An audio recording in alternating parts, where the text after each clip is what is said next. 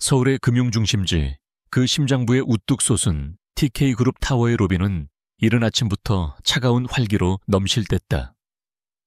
대리석 바닥은 거울처럼 반짝이며 최고급 정장을 입은 사람들의 분주한 발걸음을 비췄고, 공기 중에는 성공에 대한 야망과 값비싼 향수, 그리고 갓 내린 커피 향이 뒤섞여 있었다. 이곳은 약육강식의 법칙이 지배하는 현대의 콜로세움과도 같았다. 그리고 그 한가운데 윤서연이 있었다. 그녀는 자신의 본 모습을 감춘 채 김민지라는 이름의 신입 건축 디자이너로 위장해 이곳에 발을 들였다. 그녀의 목표는 단 하나, 이 거대한 제국의 심장을 파고들어 아버지의 회사와 인생을 송두리째 무너뜨린 남자, TK그룹의 총수 권태에게 복수하는 것이었다. 그녀의 옷차림은 단정했지만 눈에 띄지 않았고, 얼굴에는 커다란 뿔테, 안경을 써 총명하게 빛나는 눈빛을 가리고 있었다. 하지만 그 평범한 위장 아래에는 복수심이라는 뜨거운 용암이 들끓고 있었다. 김인지 씨, B팀 최종 시한. 오늘 오전까지 총수님께 보고 드려야 하는 거 잊지 않았죠?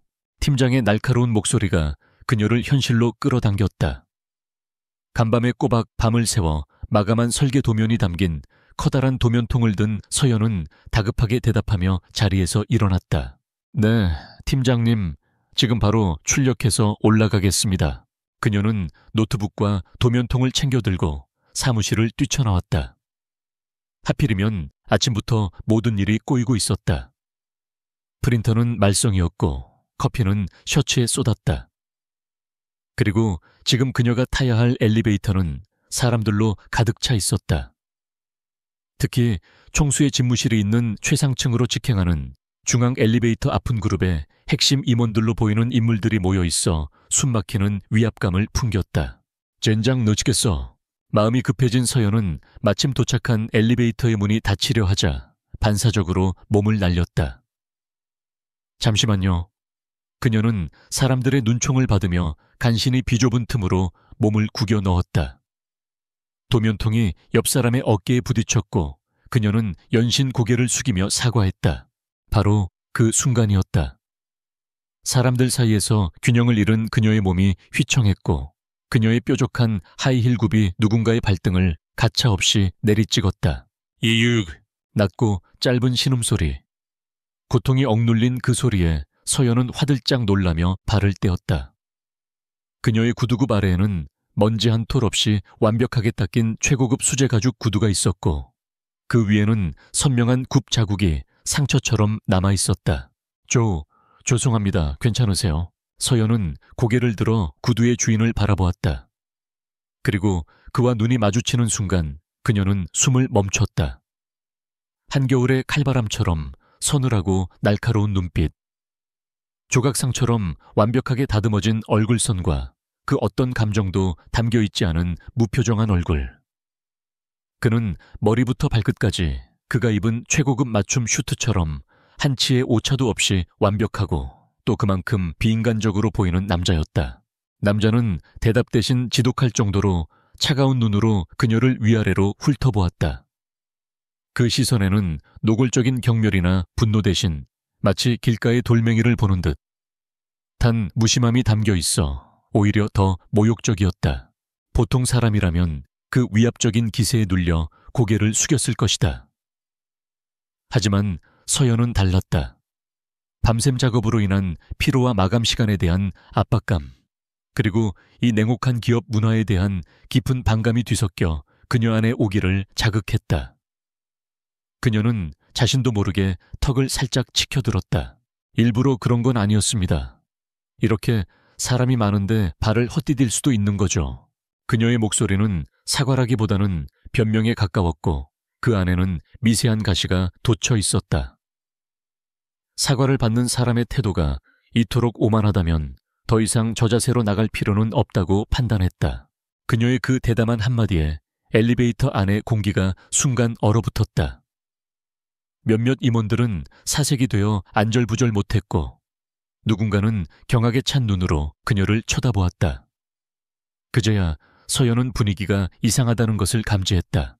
그때 엘리베이터가 그녀의 부서가 있는 층에 도착했다. 딩 하는 소리와 함께 문이 열리자 서연은 더 이상 엮이고 싶지 않다는 듯 남자를 한번 쏘아보고는 서둘러 엘리베이터에서 내렸다. 서연이 내린 후에도 엘리베이터 안에는 한동안 무거운 침묵만이 흘렀다. 모든 임원들은 숨조차 제대로 쉬지 못하고 남자의 눈치만 살피고 있었다. 그들의 총수 권태하는 단 한 번도 누군가에게 이토록 무례한 취급을 당해본 적이 없었다. 모두가 곧이어 터져나올 불호령을 예상하고 있었다. 하지만 권태하는 아무 말도 하지 않았다. 그는 닫히는 엘리베이터 문틈으로 사라지는 여자의 뒷모습을, 그 커다란 도면통을 위태롭게 들고 종종 걸음치는 그 뒷모습을 지켜보고 있었다. 발등 위로 여전히 욱신거리는 통증이 느껴졌지만 그보다 더 생경한 감각이 그의 가슴을 두드렸다. 분노가 아니었다. 그것은 오히려 흥미에 가까웠다. 자신의 눈을 똑바로 쳐다보며 조금도 위축되지 않고 오히려 따지듯은 말하던 그 당돌한 눈빛. 두려움이나 아첨이 아닌 순수한 반항심으로 빛나던 그 눈빛. 그는 매일같이 마주하는 예측 가능한 인간 군상 속에서 처음으로 예측 불가능한 존재를 발견한 듯한 기묘한 쾌감을 느꼈다. 방금 그 여직원 어느 부서 소속이지? 최상층에 도착해 엘리베이터에서 내리며 그가 툭 던지듯 물었다. 그의 충직한 비서인 강 실장이 재빨리 대답했다. 확인해 보겠습니다, 총수님. 권태하는 더 이상 묻지 않고 자신의 집무실로 향했다.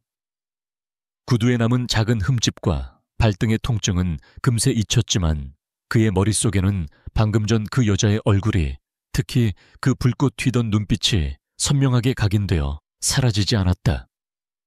이 거대한 제국의 왕인 그에게 아주 사소하지만 유쾌한 균열이 생기기 시작한 순간이었다. 한편 자신의 자리에 돌아온 서연은 가쁘게 몰아쉬던 숨을 겨우 진정시켰다. 뭐 저런 인간이 다 있어 사과를 했으면 됐지. 그녀는 방금 전의 남자가 그저 운 나쁘게 마주친 재수없는 상사 중 한 명일 것이라고 대수롭지 않게 넘겼다. 그녀는 아직 알지 못했다. 자신이 방금 하이힐 굽으로 짓밟은 남자가 바로 그녀가 인생을 걸고 복수하려는 대상인 TK그룹의 심장 권태하라는 사실을. 그리고 그 짧은 만남이 두 사람의 운명을 송두리째 흔들어 놓을 거대한 폭풍의 시작이었음을. 그녀는 서둘러 보고서를 정리하며 오직 자신의 목표에만 다시 집중했다. 권태하의 집무실은 도시의 스카이라인이 한눈에 내려다 보이는 제국의 심장부였다. 그는 방금 강 실장이 보고한 서류를 말없이 넘기고 있었다. 서류의 제목은 인적사항 보고 건축 디자인 B팀 김민지. 사진 속의 여자는 커다란 뿔테 안경을 쓴 채 어색하게 미소 짓고 있었다. 엘리베이터에서 마주쳤던 불꽃처럼 타오르던 여자와 동일 인물이라고는 믿기 힘든 평범한 모습이었다. 서류에 적힌 그녀의 이력은 간단했다. 지방의 무명대학을 우수한 성적으로 졸업했고 TK그룹에 입사한 지는 이제 6개월 차. 입사 후 맡았던 프로젝트들은 작고 사소한 것들 뿐이었고 팀 내 평가도 성실하지만 눈에 띄지 않는 직원이라는 평이 전부였다. 권태하는 서류를 내려놓고 의자에 깊숙이 몸을 기댔다. 무언가 맞지 않았다. 이 평범한 이력서와 자신의 발을 짓밟고도 조금의 위축됨 없이 자신을 쏘아보던 그 당돌한 눈빛 사이에는 거대한 간극이 존재했다. 인간은 그의 앞에서 두 부류로 나뉘었다. 그에게 아첨하거나 그를 두려워하거나. 하지만 그녀는 그 어디에도 속하지 않았다. 마치 자신만의 법칙으로 살아가는 별개의 종족 같았다. 이 직원이 어제 보고했던 최종 시한 가져와. 그의 나직한 명령에 강 실장은 의아한 표정을 지었지만 곧바로 서류를 가져왔다. 그것은 지역사회의 작은 문화센터를 리모델링하는 총수의 시간을 1분이라도 쓸 가치가 없는 소규모 프로젝트였다. 권태하는 평소라면 제목만 보고 결제했을 그 서류를 첫 장부터 꼼꼼하게 읽어 내려가기 시작했다. 그의 미간이 미세하게 좁혀졌다. 그리고 얼마 지나지 않아 그의 입가에 그 자신도 인식하지 못한 희미한 미소가 떠올랐다. 설계는 대담하고 창의적이었다.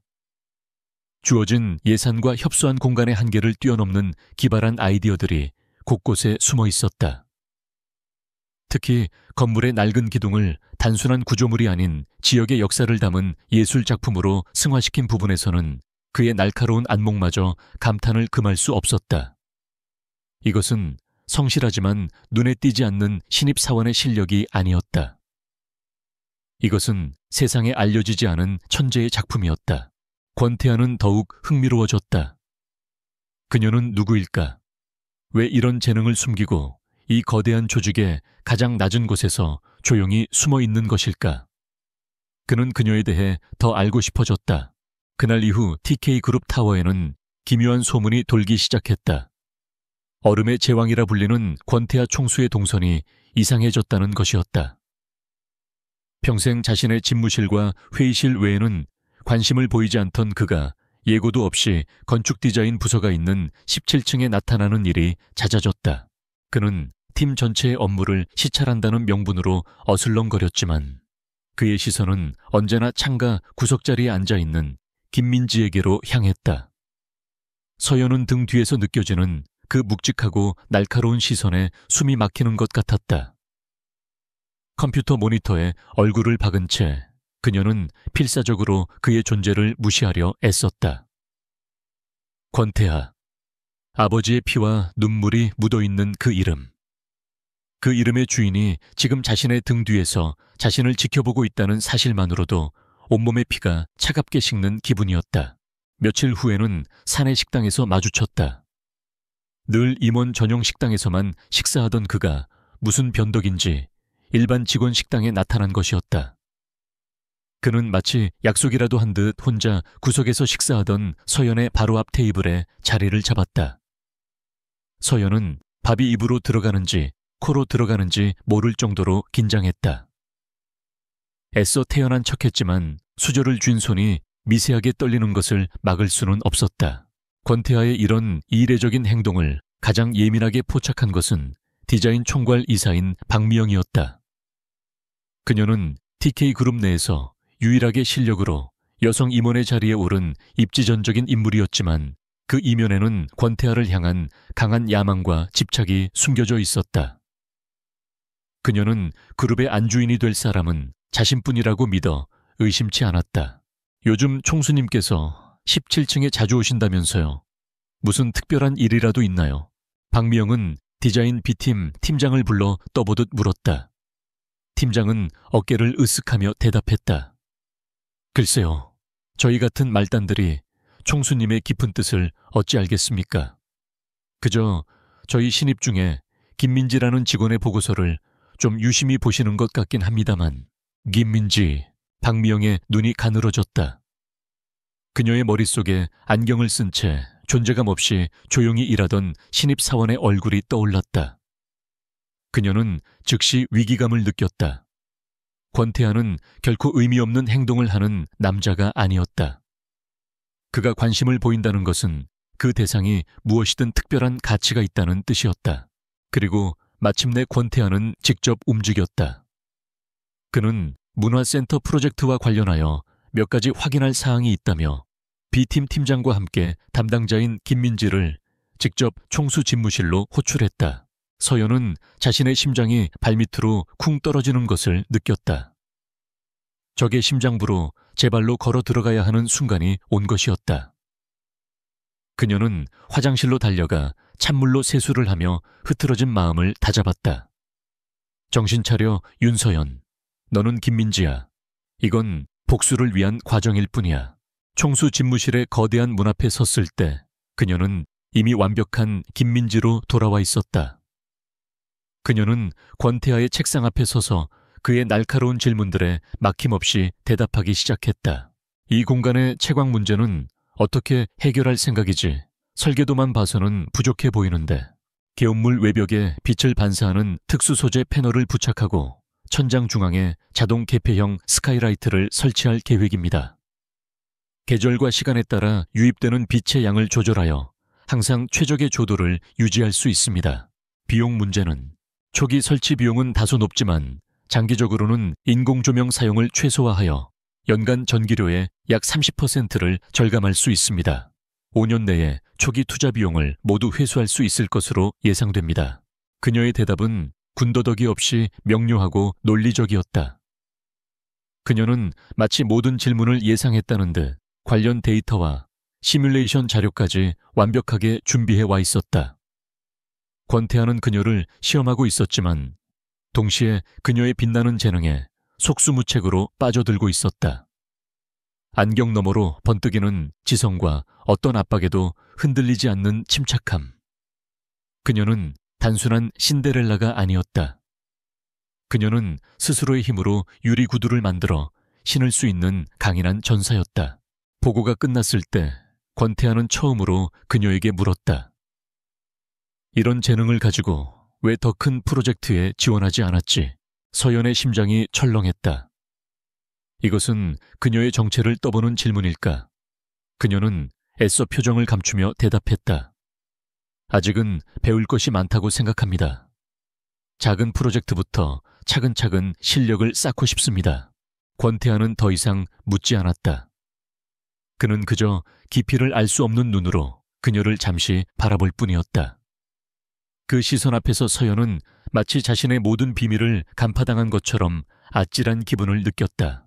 그날 밤 서연은 자신의 작은 자취방 책상 앞에 앉아 낡은 사진 한 장을 꺼내보았다. 환하게 웃고 있는 아버지와 그가 평생을 바쳐 일군 건축사무소 서연 디자인의 로고가 담긴 사진이었다. 아버지의 회사는 권태하의 TK그룹에 의해 무자비하게 인수합병되었고 그 충격으로 아버지는 세상을 떠났다. 보고 계세요, 아빠. 제가 거의 다 왔어요. 당신의 모든 것을 앗아간 그 남자 권태하.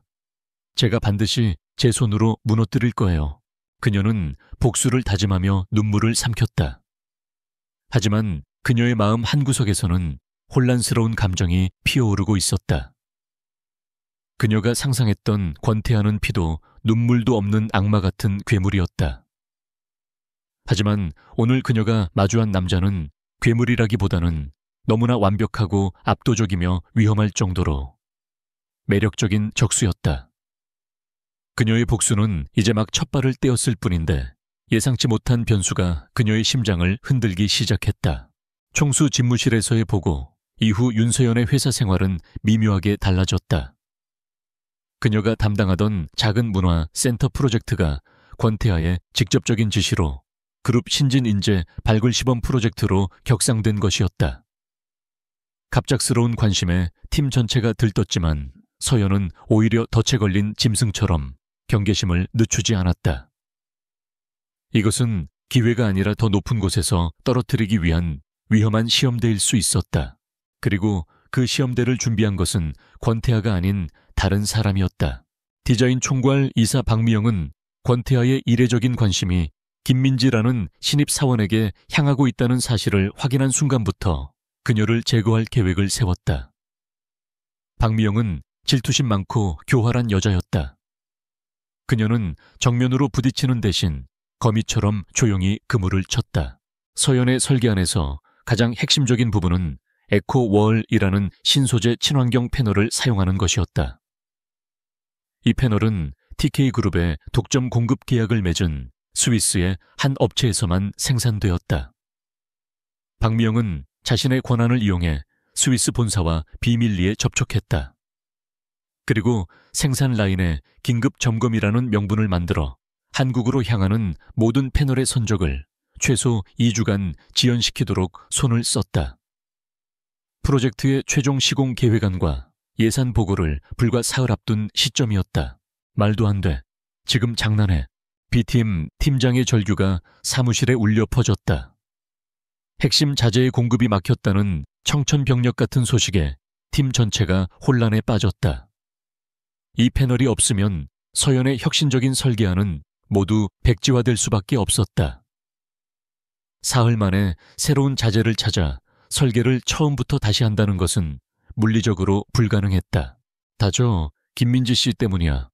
분수도 모르고 신소재를 쓰겠다고 고집을 부리더니 결국 이 꼴이 났잖아.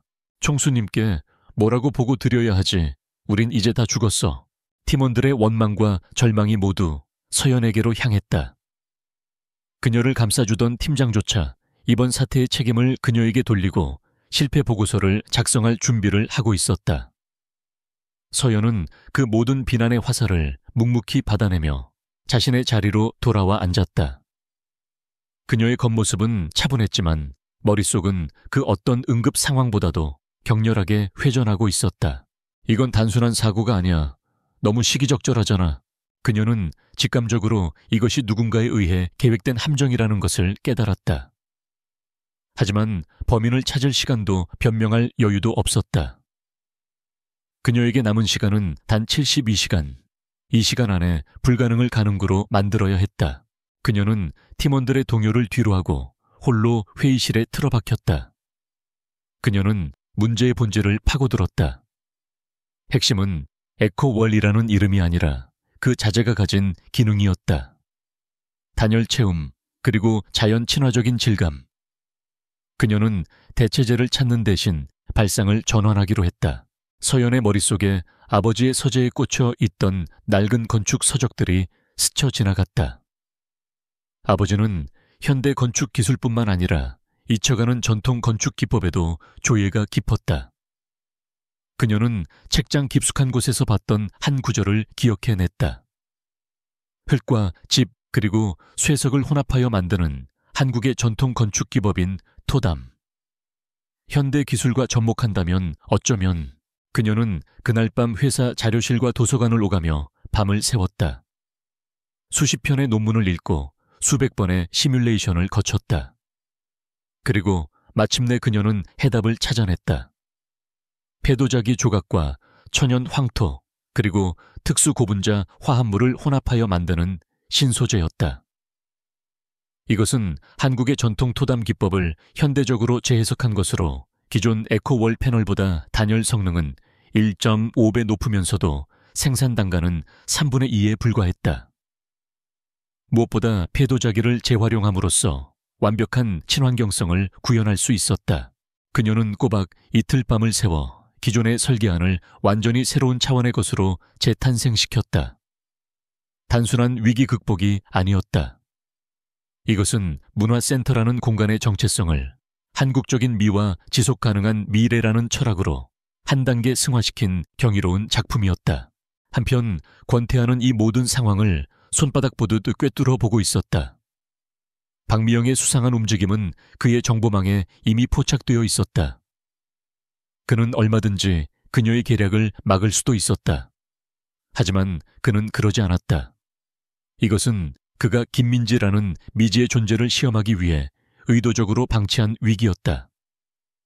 그녀가 이 절체절명의 상황에서 어떻게 무너지는지 혹은 어떻게 살아남는지를 보고 싶었다. 그리고 그녀는 그의 예상을 뛰어넘는 답을 내놓았다.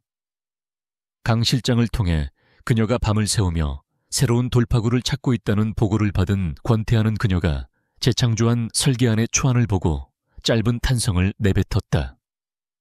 이것은 단순히 위기를 모면하기 위한 임기응변이 아니었다. 이것은 진정한 천재의 번뜩임이었다. 하지만 그녀의 계획에는 치명적인 약점이 하나 있었다. 그녀가 고안한 신소재를 구현하기 위해서는 국내의 한 대학 연구소만이 보유한 특수 혼합 기술이 반드시 필요했다. TK그룹과는 아무런 협력 관계가 없는 곳이었고 일개 신입사원이 단 하루 만에 그들의 기술 지원을 얻어낸다는 것은 불가능에 가까웠다. 마감일 아침 서연은 퀭한 눈으로 완성된 설계안을 팀장 앞에 내밀었다. 그녀의 혁신적인 아이디어에 팀장은 경악했지만 동시에 그 실현 가능성에 대해 깊은 회의감을 보였다. 김인지 씨, 아이디어는 훌륭해. 하지만 당장 내일 모레가 보건대 이 대학 연구소의 협력을 어떻게 얻어내겠다는 거야. 이건 불가능해. 팀장의 말이 비수처럼 꽂혔다. 바로 그때였다. 서연의 책상 위 전화벨이 날카롭게 울렸다. 총수 비서실이었다. 다시 마주한 권태하의 집무실. 서연은 이틀 밤을 새운 초췌한 모습이었지만 눈빛만은 그 어느 때보다 형형하게 빛나고 있었다. 그녀는 자신의 새로운 설계안과 그것이 마주한 마지막 관문에 대해 침착하게 설명했다. 모든 설명을 들은 권태하는 한동안 아무 말 없이 그녀를 바라보기만 했다. 그 침묵의 시간 동안 서연은 자신의 운명이 결정될 것임을 직감했다. 마침내 그가 입을 열었다. 그는 그녀를 칭찬하지 않았다. 대신 책상 위에 전화기 수화기를 들고 어딘가로 전화를 걸었다. 서울대학교 재료공학부 김정수 교수님 연구실이죠. TK그룹 권태하입니다. 저희가 진행하는 프로젝트에 교수님의 기술 자문이 필요해서 연락드렸습니다. 저희 담당 디자이너가 1시간 내로 찾아뵐 겁니다. 적극적인 협조 부탁드립니다. 그는 짧은 통화를 마치고 수화기를 내려놓았다. 그리고는 서연을 향해 말했다. 그의 목소리는 여전히 차가웠지만 그 안에는 이전에는 없었던 미묘한 무게감이 실려 있었다. 가서 증명해. 당신의 그 계획이 그저 허황된 공상이 아니라는 것을. 서연은 잠시 멍하니 그를 바라보았다. 그는 그녀를 구원하지 않았다.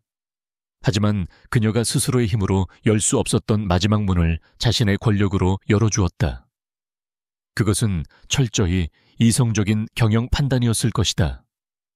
하지만 어쩐지 그녀에게는 그 이상의 의미로 다가왔다. 그녀는 집무실을 나오며 혼란스러운 감정에 휩싸였다. 자신이 복수해야 할 대상인 저 남자는 과연 어떤 사람일까? 피도 눈물도 없는 파괴자일까? 아니면 진정한 재능을 알아보고 그것이 만개할 기회를 주는 냉철한 심판관일까?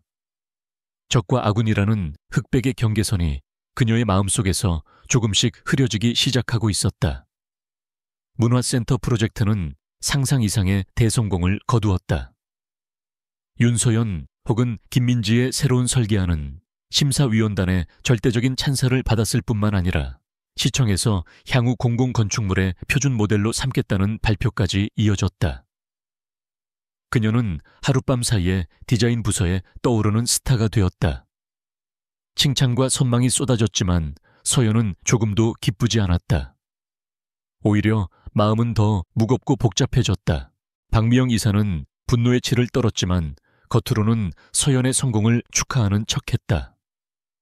권태하가 직접 힘을 실어준 프로젝트였기에 그녀는 더 이상 경거망동할 수 없었다.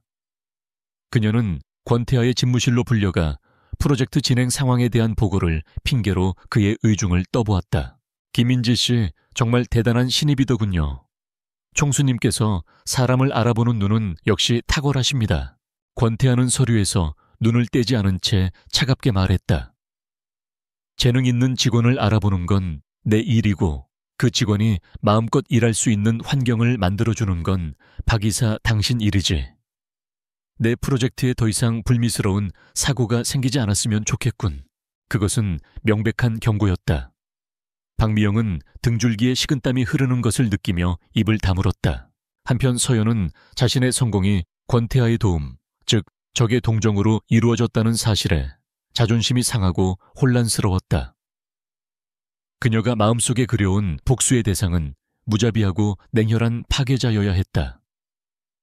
그런데 그가 보여준 모습은 재능을 알아보고 그것을 시험하며 심지어 그 재능이 만개할 기회를 열어주는 냉철한 군주의 모습에 더 가까웠다. 아니야, 흔들리지 마. 그는 아빠를 죽게 만든 원수일 뿐이야. 그녀는 복수심을 다시 한번 다잡기 위해 곧 팔릴 예정인 가족의 옛집을 찾았다. 그곳에 가면 아버지의 흔적을 그리고 TK그룹의 비인간적인 인수합병의 증거가 될 만한 무언가를 찾을 수 있을 거라 생각했다. 먼지가 뽀얗게 쌓인 옛집은 그녀의 행복했던 어린 시절의 기억을 고스란히 간직하고 있었다. 그녀는 아버지의 서재로 들어갔다. 건축가였던 아버지의 열정이 모든 곳에 배어있는 공간이었다. 그녀는 밤늦게까지 서류 더미를 뒤졌다. 계약서, 재무제표 이사회 회의록, 권태하를 무너뜨릴 무기가 될 만한 것을 필사적으로 찾았다. 하지만 모든 서류는 합법적인 절차에 따라 완벽하게 처리되어 있었다. 절망감이 밀려올 때쯤 그녀의 손끝에 책상 아래의 작은 이질감이 느껴졌다. 오랫동안 사용하지 않아 뻑뻑한 비밀 서랍이었다. 그 안에는 법률 서류가 아닌 낡은 가죽 표지에 일기장 한 권이 들어있었다. 서연은 생전 처음 보는 아버지의 일기장이었다.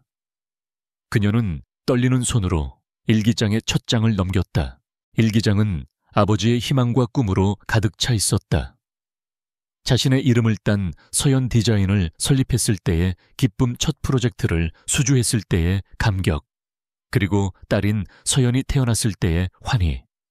페이지를 넘길수록 행복했던 가족의 역사가 눈앞에 생생하게 그려졌다. 그리고 그 역사에는 항상 한 사람의 이름이 함께했다. 아버지의 가장 친한 친구이자 회사의 부사장이었던 이진석. 서연에게는 언제나 다정하고 따뜻했던 진석 아저씨. 그는 가족이나 다름없는 존재였다.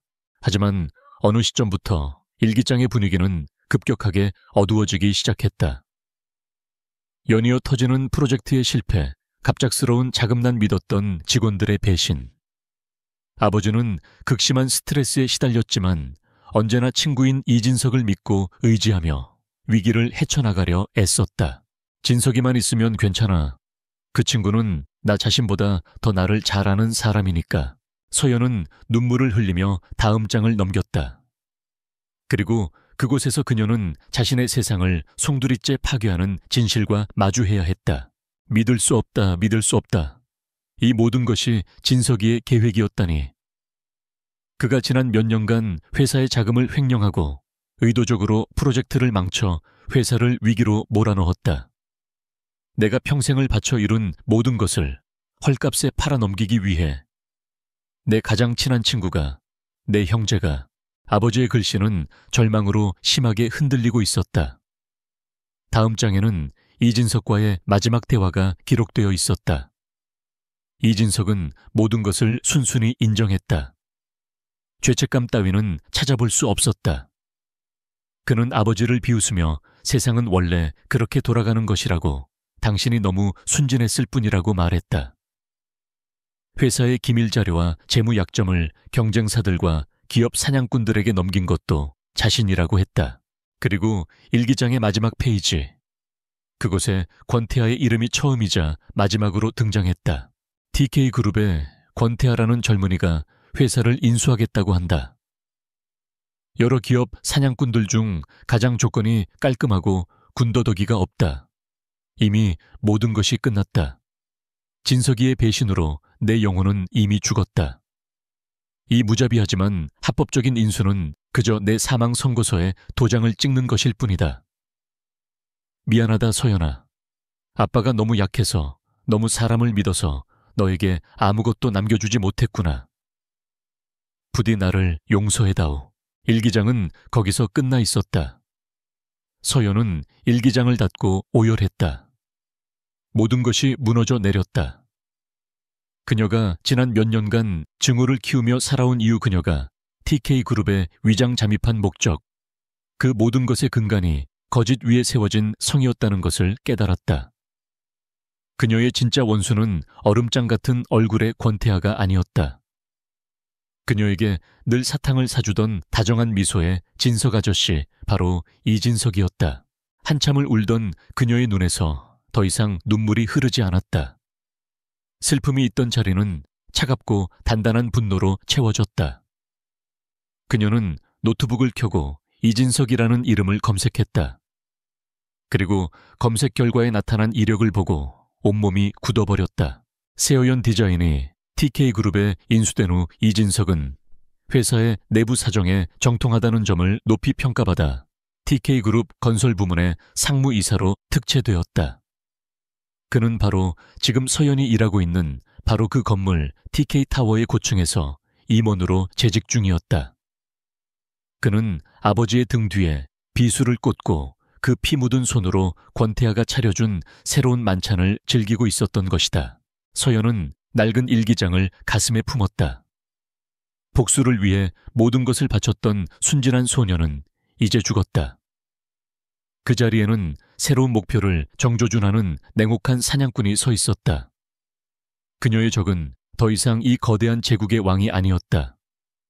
왕의 그림자 아래 교묘하게 숨어 자신의 독리를 감추고 있는 교활한 독사였다. 권태하와의 관계는 이제 더 이상 피해자와 가해자의 구도가 아니었다. 정의를 찾아야 하는 자와 자신의 제국 안에 숨어든 반역자를 알지 못하는 왕. 그들의 운명은 이제 누구도 예측할 수 없는 복잡한 방정식으로 얽히기 시작했다. 그녀는 사자를 죽이기 위해 들어왔던 소굴에서 이제 사자의 눈을 피해 독사를 사냥해야만 했다. 윤서연은 회사로 돌아왔지만 그녀는 더 이상 어제의 김민지가 아니었다. 커다란 뿔테 안경 너머의 눈빛에는 더 이상 불안이나 망설임 대신 차갑고 날카로운 집중력이 자리 잡고 있었다. 동료들은 그 미묘한 변화를 갑작스러운 성공에 따른 부담감 때문이라고 여겼지만 그녀만이 알고 있었다. 그것은 복수의 불꽃이 더 새롭고 명확한 목표를 찾았다는 증거였다. 그녀는 대담한 결정을 내렸다. 건축 디자인팀에서 건설 프로젝트 관리부서로의 이동을 정식으로 요청한 것이었다. 그것은 그녀의 진짜 원수인 이진석이 총괄하는 영역이었다. 설계는 건축의 절반일 뿐입니다. 그녀는 상사에게 논리적으로 설명했다.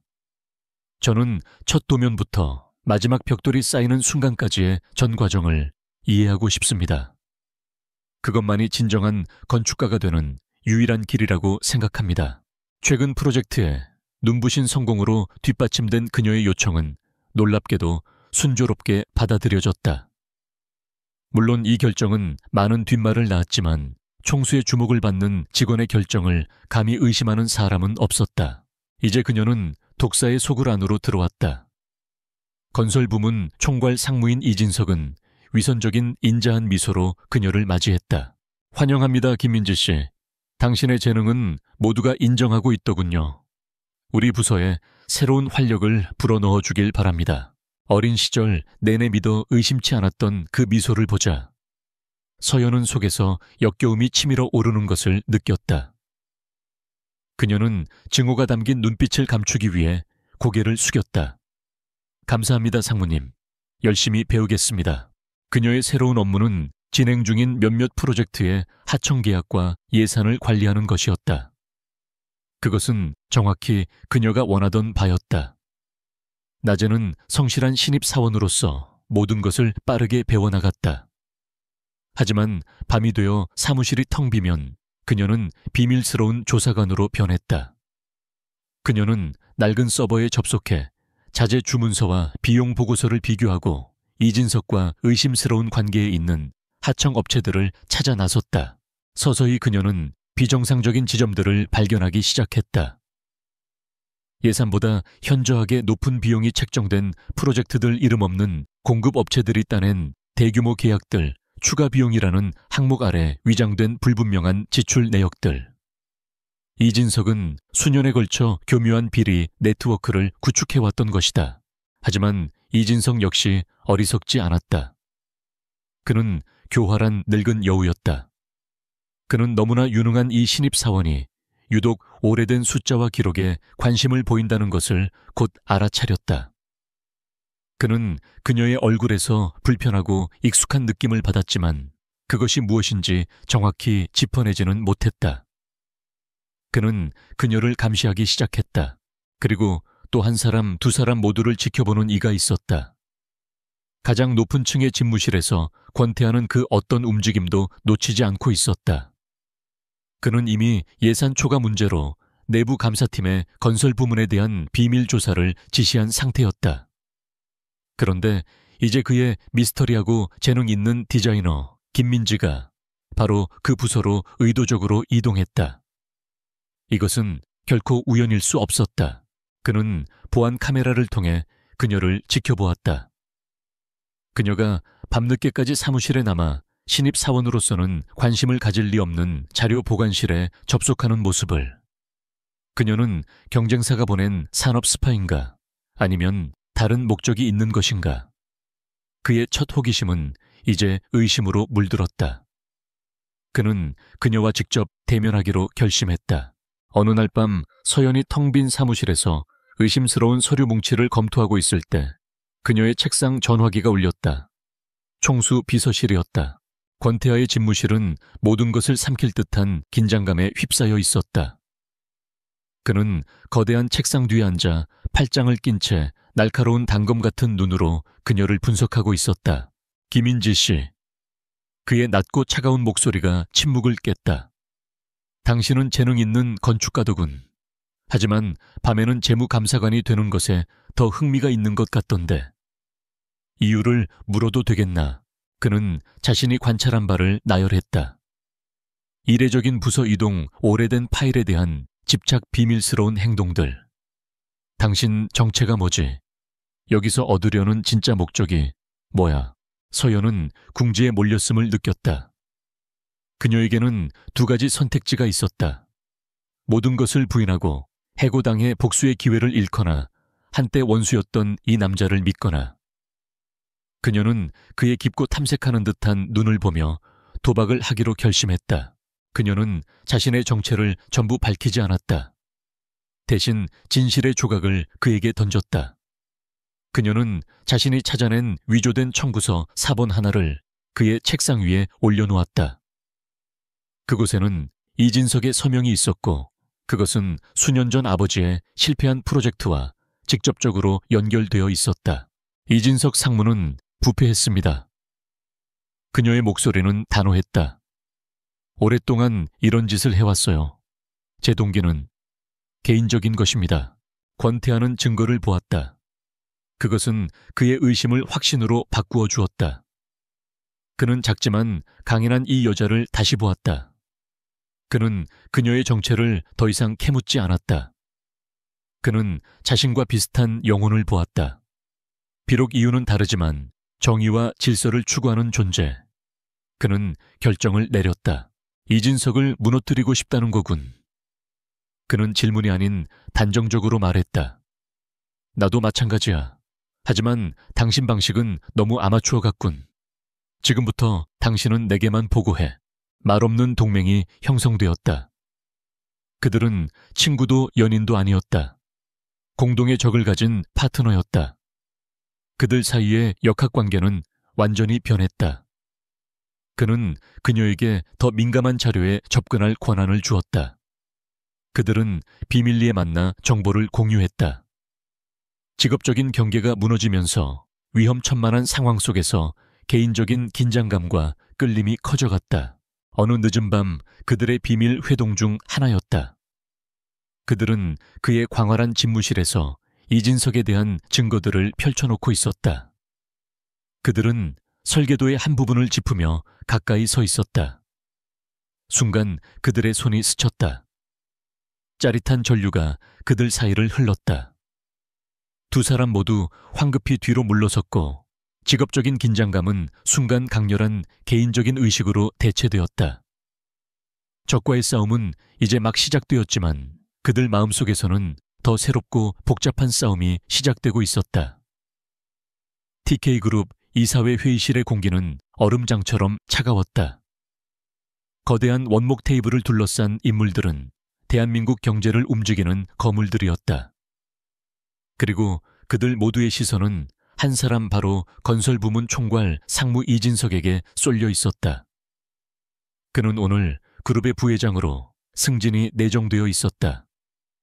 그의 얼굴에는 수십 년간의 야망이 마침내 결실을 보는 자의 만족스러운 미소가 걸려 있었다. 이진석 상무는 지난 5년간 건설 부문의 매출을 300% 이상 신장시킨 주역입니다. 그의 탁월한 리더십과 비전은 우리 그룹이 한 단계 더 도약하는 데 반드시 필요합니다. 한 이사가 이진석을 향한 에모다우 초충 얏을 낭독했다. 회의실은 형식적인 박수 소리로 채워졌다. 이진석은 자리에서 일어나 정중하게 고개를 숙이며 마치 겸손한 영웅처럼 연기를 펼쳤다.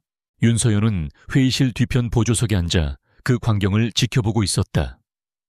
김민지라는 이름의 말단 사원으로서 그녀는 이 자리에 참석할 자격이 없었다. 하지만 권태하가 새로운 프로젝트 발표 보조라는 명목으로 그녀를 이 결정적인 순간의 증인으로 세웠다. 그녀의 심장은 분노와 기대감으로 격렬하게 뛰고 있었다. 권태하는 테이블 상석에서 평소와 다름없는 무표정한 얼굴로 앉아 있었다. 그는 모든 절차가 끝나고 이진석의 승진 안건에 대한 최종 투표만이 남은 순간까지 아무 말도 하지 않았다. 그럼 이진석 상무의 부회장 승진 안건에 대해 표결을 시작하겠습니다. 의장의 말이 떨어지기 무섭게 권태하가 처음으로 입을 열었다. 그의 나직한 목소리는 회의실의 모든 소음을 단번에 잠재웠다. 잠깐, 투표에 앞서 이진석 상무가 앞으로 이끌게 될 건설 부문의 미래 비전에 대한 프레젠테이션을 먼저 진행했으면 합니다. 마침 담당자도 와 있으니 권태하의 시선이 서연에게로 향했다. 모든 이사들의 시선이 동시에 회의실 구석의 평범한 여직원에게 쏠렸다. 이진석은 의아한 표정을 지었지만 자신의 승진을 축하하는 자리라고 생각했기에 흔쾌히 동의했다. 물론입니다, 총수님. 좋은 생각입니다. 서연은 자리에서 일어나 침착한 걸음으로 회의실 중앙의 발표 단상으로 걸어갔다. 그녀는 노트북을 스크린에 연결했고 첫 화면에는 TK건설의 지속가능한 미래라는 제목이 떠올랐다. 발표는 평범하게 시작되었다. 그녀는 신규 프로젝트의 개요와 기대 효과에 대해 유창하게 설명했다. 이사들은 고개를 끄덕였고 이진석은 만족스러운 미소로 그녀를 바라보았다. 하지만 다음 페이지로 넘어가는 순간 회의실의 분위기는 급변했다. 화면에는 프로젝트 비용 투명성 강화 방안이라는 제목 아래 복잡하게 얽힌 자금 흐름도가 나타났다. 그것은 이진석이 수년간 자금을 빼돌리는 데 사용했던 유령 회사들의 네트워크였다. TK건설은 현재 몇몇 특정 하청업체와의 거래에서 시장 평균가보다 최대 40% 높은 비용을 지불하고 있습니다. 그리고 그 차액은 보시는 바와 같이 여러 단계의 유령 회사를 거쳐 최종적으로는 단 한 사람의 주머니로 흘러 들어가고 있습니다. 서연의 목소리는 떨림 하나 없이 차분했지만 그 내용은 회의실에 폭탄을 터뜨린 것과 같았다. 화면에는 이진석의 아내 명의로 된 비밀 계좌의 거래 내역이 선명하게 나타났다. 이사들은 경악했고 이진석의 얼굴은 하얗게 굳어갔다. 이게 무슨 짓이야? 저건 조작된 거야. 당신 지금 날 모함하는 건가? 이진석이 자리에서 벌떡 일어나 소리쳤다. 그는 서연을 향해 손가락질하며 이사들을 향해 외쳤다. 여러분, 저 여자는 겨우 입사한 지 1년도 안 된 신입사원입니다. 저런 말단 직원의 근거 없는 비방을 믿으시는 겁니까? 그의 필사적인 저항에도 불구하고 회의실의 분위기는 이미 그에게서 등을 돌리고 있었다. 하지만 서연의 손에는 아직 결정적인 증거가 남아 있었다. 제가 왜 이 일을 하는지 그 개인적인 동기에 대해 설명해 드리죠. 서연은 자신의 뿔테 안경을 벗었다. 처음으로 맨 얼굴을 드러낸 그녀의 눈빛은 복수를 위해 살아온 세월만큼이나 깊고 서늘했다. 그녀는 스크린에 새로운 파일을 띄웠다. 그것은 10년 전의 낡은 신문 기사였다. 유망했던 건축사무소 서연 디자인이 부도 처리되고 TK그룹에 인수되었다는 내용이었다. 여러분 중에는 서연 디자인과 윤상현 대표님을 기억하시는 분도 계실 겁니다. 그는 제 아버지였습니다. 회의실은 충격적인 침묵에 휩싸였다. 이진석은 그녀의 얼굴을 보고 그제야 모든 것을 깨달았다. 그의 얼굴에 떠오른 것은 죄책감이 아닌 경악과 공포였다. 그리고 이것은 아버지가 돌아가시기 전 남기신 마지막 기록입니다. 화면에는 아버지의 일기장 페이지가 확대되어 나타났다. 이진석의 배신을 절절하게 토로하는 내용과 함께 그의 서명이 담긴 이면 계약서, 그리고 회사의 자금을 횡령한 증거들이 나란히 제시되었다. 이진석 상무, 아니 이진석 씨. 당신은 제 아버지의 가장 친한 친구라는 이름으로 그의 모든 것을 빼앗고 그의 죽음을 방관했습니다. 그리고 그 피 묻은 손으로 이곳 TK그룹에서 부회장의 자리까지 넘보려 했습니다. 서연의 모든 발표가 끝나는 순간 권태하가 조용히 자리에서 일어났다. 그는 이진석을 향해 얼음처럼 차가운 목소리로 말했다. 이진석 상무, 당신의 비전은 잘 들었소. 하지만 TK그룹의 미래에 당신이 있을 자리는 없는 것 같군. 권태하가 손짓하자 회의실 문이 열리고 보안 요원들과 함께 법무팀 직원들이 들어왔다. 이진석의 마지막 발악은 그들에게 가로막혔다. 그의 화려했던 야망은 수갑 소리와 함께 허무하게 끝을 맺었다. 모든 소란이 끝난 회의실. 이사들은 충격 속에서 웅성거리며 자리를 떴다. 텅 빈 회의실에는 이제 권태하와 서연 단둘만이 남아있었다. 서연은 긴장이 풀리면서 다리가 후들거리는 것을 느꼈다. 그녀는 비틀거리며 주저앉으려 했다. 그 순간 권태하가 다가와 그녀의 팔을 단단하게 붙잡아 주었다. 그녀는 고개를 들어 그를 보았다. 그의 눈에는 더 이상 냉정한 총수의 모습이 없었다.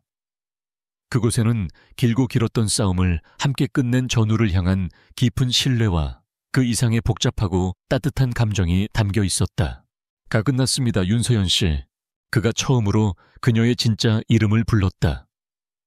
그 한마디에 서연은 자신이 그토록 바라던 정의가 마침내 실현되었음을, 그리고 길었던 복수의 여정이 마침내 끝났음을 실감했다. 그녀는 그의 팔에 기댄 채 조용히 안도의 눈물을 흘렸다. 이진석의 시대는 허무하게 막을 내렸다. TK그룹 이사회에서 벌어진 충격적인 사건은 대한민국 재계 전체를 뒤흔들었다. 권태하는 그룹의 부패를 제 손으로 도려낸 냉철한 군주로, 윤서연은 그 군주의 칼이 되어준 미스터리한 여인으로 세간의 입에 오르내렸다. 정의는 실현되었고 아버지의 명예는 회복되었다. 모든 것이 끝난 후 서연은 처음으로 깊은 잠을 잤다. 복수라는 무거운 갑옷을 벗어던진 그녀의 영혼은 오랜만에 찾아온 평화에 안도했지만 동시에 텅 빈 공허함을 느꼈다. 몇 년 동안 그녀를 움직이게 했던 단 하나의 목표가 사라지자 그녀는 앞으로 어디로 가야 할지 길을 잃어버렸다. 다음 날 그녀는 자신의 책상에 조용히 사직서를 올려놓았다. 그녀를 영웅처럼 바라보는 동료들의 시선을 뒤로한 채 그녀는 처음 이곳에 들어왔을 때처럼 조용히 TK타워를 떠났다. 권태에게는 아무런 말도 남기지 않았다. 그와 그녀의 관계는 공동의 적을 처단하기 위한 일시적인 동맹이었을 뿐, 이제 그 목적이 사라졌으니 모든 것은 원래의 자리로 돌아가야 한다고 생각했다. 권태하는 책상 위에 놓인 사직서를 보고 인생에서 처음으로 패배감을 느꼈다. 그는 이진석이라는 거대한 적을 쓰러뜨렸지만 정작 가장 중요한 것을 잃어버렸다. 윤서연, 그녀가 없는 이 거대한 집무실은 텅 빈 감옥처럼 느껴졌다. 그녀의 당돌한 눈빛과 날카로운 지성, 그리고 가끔씩 보여주던 연약한 모습까지 그녀의 모든 것이 자신의 세상을 채우고 있었다는 사실을 그는 뒤늦게 깨달았다. 그는 그녀를 사랑하고 있었다. 그는 미친 듯이 그녀를 찾아 나섰다. 하지만 그녀는 연기처럼 사라졌다. 그녀가 살던 작은 자취방은 텅 비어 있었고 그녀의 행방을 아는 사람은 아무도 없었다. 모든 것을 가질 수 있는 남자 권태하는 처음으로 무력감을 느꼈다. 그렇게 일주일이 흘렀다. 희망을 거의 포기해가던 어느 늦은 저녁, 그는 지친 몸을 이끌고 총수 전용 엘리베이터에 몸을 실었다. 엘리베이터가 1층으로 내려가던 중 중간층에서 멈춰 섰다. 그리고 문이 열리는 순간 그는 숨을 멈췄다. 그곳에 윤서연이 서 있었다. 그녀는 더 이상 뿔테 안경을 쓴 신입사원 김민지가 아니었다. 편안한 청바지에 하얀 셔츠를 입은 그녀는 본래의 아름다움과 총명함으로 빛나고 있었다. 그녀는 아마도 자신의 길었던 싸움에 마침표를 찍기 위해 마지막으로 이곳을 찾아온 듯했다. 엘리베이터 안에는 두 사람뿐이었다. 그들이 처음 만났던 바로 그 공간. 하지만 그때와는 모든 것이 달랐다. 사람들로 붐비지도 날카로운 하이힐에 밟히는 사고도 없었다. 오직 두 사람의 심장 소리만이 들릴 듯한 무거운 침묵이 흘렀다. 엘리베이터가 1층을 향해 천천히 하강하는 동안 권태하가 먼저 침묵을 깼다. 그의 목소리는 더 이상 냉혹한 총수의 것이 아니었다. 그 안에는 애틋함과 절실함이 담겨 있었다. 당신이 없는 회사는 텅 비어 있더군요. 아니, 내가 텅 비어 있었습니다. 서연은 놀라 고개를 들어 그를 보았다. 처음 엘리베이터에서 당신을 봤을 때 그 당돌한 눈빛에 흥미를 느꼈던 건 사실입니다. 하지만 당신을 알면 알수록 당신의 재능뿐만 아니라 당신의 아픔, 당신의 강인함, 당신의 모든 것을 존경하고 사랑하게 되었습니다. 그는 그녀에게 한 걸음 다가섰다. 나는 당신에게 내 밑에서 일해달라고 부탁하려는 게 아닙니다. 내 곁에 서달라고 부탁하는 겁니다. 윤서연이라는 이름으로 내 모든 것의 파트너로서. 엘리베이터가 1층 로비에 도착하고 문이 스르르 열렸다. 그는 그녀의 손을 부드럽게 잡았다. 나와 함께 당신의 아버지가 자랑스러워할 만한 회사를 만들어 갑시다. 당신의 그 빛나는 재능으로 이 차가운 제국에 따뜻한 영혼을 불어넣어 주세요. 서연은 그의 눈을 깊이 들여다보았다. 한때는 원수였고 한때는 동맹이었던 남자. 이제 그녀는 그의 눈 속에서 자신을 향한 진실한 사랑을 보았다. 복수라는 무거운 짐을 내려놓은 그녀의 마음에도 새로운 감정이 싹트고 있었다. 그녀는 마침내 환하게 미소 지었다. 좋아요. 당신의 파트너가 될게요, 권태아 씨. 그들의 새로운 시작을 축복하듯 로비의 화려한 샹들리에 불빛이 두 사람을 환하게 비추고 있었다. 1년 후 서울의 스카이라인을 바꾸어 놓을 새로운 랜드마크가 세상에 공개되었다. TK그룹의 자회사로 새롭게 출범한 서연 디자인 센터. 그곳의 대표이사는 윤서연이었다. 그리고 그녀의 곁에는 그 누구보다 든든한 파트너인 TK그룹의 총수 권태아가 함께 서 있었다. 그들은 더 이상 서로에게 상처를 주는 적이 아니었다. 서로의 상처를 보듬고 함께 미래를 만들어 나가는 동반자로서 눈부신 새로운 역사를 써 내려가고 있었다.